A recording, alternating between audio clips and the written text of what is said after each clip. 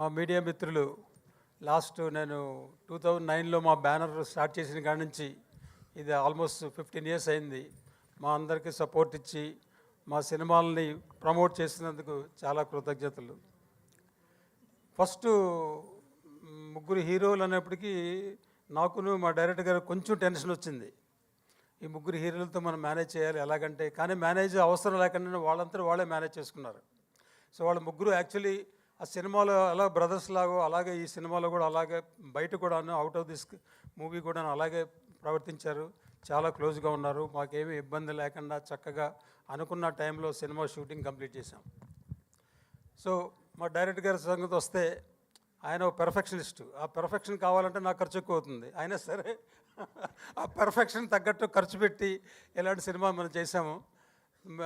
శ్రీచరణ్ పాకాల గారు ఆయన ఈ సినిమా సాంగ్స్ ఒక ఛాలెంజ్గా తీసుకుని మీకు బెస్ట్ ఆల్బమ్ ఇస్తానని మాకు ప్రామిస్ చేశారు కదండి.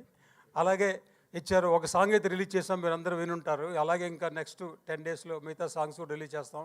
బ్రహ్మాండమైన లిరిక్స్తో డిఫరెంట్ లిరిక్ రైటర్తో రాంచి డిఫరెంట్ సింగర్స్తో పాడించి మంచి ఆల్బమ్ ఇచ్చారు. తర్వాత మీరు ఈ టీజర్లో చూసుంటారు ఆ బ్యాక్గ్రౌండ్ స్కోర్ బీజిఎం ఎలా ఉంది. సో అదే మీకు శాంపుల్ మా సినిమాలో బ్యాక్గ్రౌండ్ స్కోర్ ఎలా ఉంటుంది అనేది మీకు ఒక ఐడియా. ఆయన బ్యాక్గ్రౌండ్ స్కోర్లో ఆయన స్పెషలిస్ట్. తర్వాత ఈ శ్రీధర్ గారు రమ్మంటే ఆయన రాలేదు. ఎక్కడున్నారైనా మీరు రావాలి వెళ్ళారు. సో యాక్చువల్లీ శ్రీధర్ గారు is a co producer.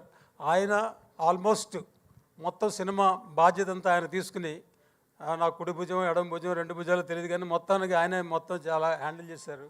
So ఆయనకి చాలా థ్యాంక్స్ చెప్పాలి. ఆయన కొంచెం సిగ్గుపడుతుంటారు స్టేజ్ మీదకి వస్తాకి, ఇప్పుడు వస్తున్నారు.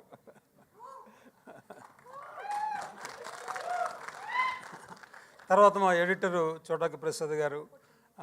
మన సెట్ వర్క్ చూడాలనుకుంటే బ్రహ్మకడల్ గారిని యాక్చువల్లీ ఫస్ట్ టైం ఆయనతో నేను వర్క్ చేస్తున్నాను. ఎక్స్ట్రాడినరీ అన్నమాట. ఒక బ్రహ్మాండమైన సెట్టు చాలా ఎకనామిక్ కాస్ట్లో ఎలా చేయాలనేది ఆయనే చేయగలరు. సో అలాంటి ఇప్పుడు మా సినిమా రిలీజ్ అయినప్పుడు మీకు విజువల్స్ వస్తారు. విజువల్స్ గ్రాండియర్గా ఉంటాయి. ఆ గ్రాండియర్కి ఆల్మోస్ట్ క్రెడిట్ అంతా ఆయనకి ఇవ్వాలి. ఇవాళ డిఓపిగా రాలేదు హరి వేదాంతం, ఆయన ముంబైలో ఉన్నట్టున్నారు. ఆయన కూడాను actually camera work tremendous camera work. So మీ సినిమాలు చూస్తే ఇది అంటే ఏ సినిమా పెద్ద సినిమా చిన్న సినిమా కాదు, ఇలా గ్రాండియర్గా ఉంటుంది అనమాట. సో ఈ సినిమా రిలీజ్ అయిన తర్వాత టీజర్ చూశారు కదా, తర్వాత ఇంకా ట్రైలర్ మిగతా సాంగ్స్ కూడా రిలీజ్ చేస్తాం.